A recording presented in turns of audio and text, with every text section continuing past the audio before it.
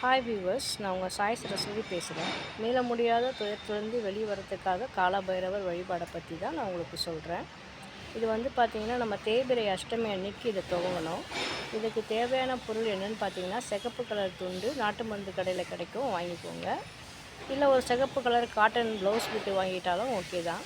50 gram மிளகு, விளக்கு பார்த்திங்கன்னா 54 விளக்கு, 54 துண்டுகளாக அந்த சிகப்பு துணியை கட் பண்ணிக்கோங்க.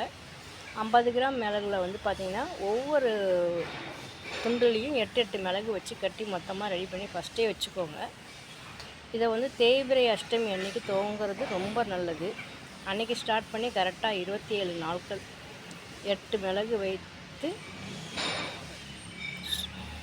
காலபைரவருக்கு நீங்கள் விளக்கேற்றிட்டு தொடர்ந்து விளக்கேற்றிட்டு வரணும் 27 நாட்களும்.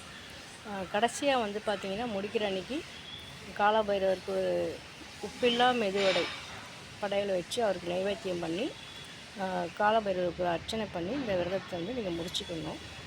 இதுக்கப்புறம் பார்த்திங்கன்னா, உங்களுக்கு படிப்படியாக உங்களுடைய எல்லா ப்ராப்ளமும் சால்வ் ஆகி நீங்கள் முன்னேற்றத்தை நோக்கி போகிறத நீங்களே கண்டிப்பாக உணர முடியும். இது நான் உணர்ந்து செஞ்ச ஒரு வழிபாடு. அதனால தான் இதை உங்களோட பகிர்ந்துக்கிறேன். நன்றி, வணக்கம்.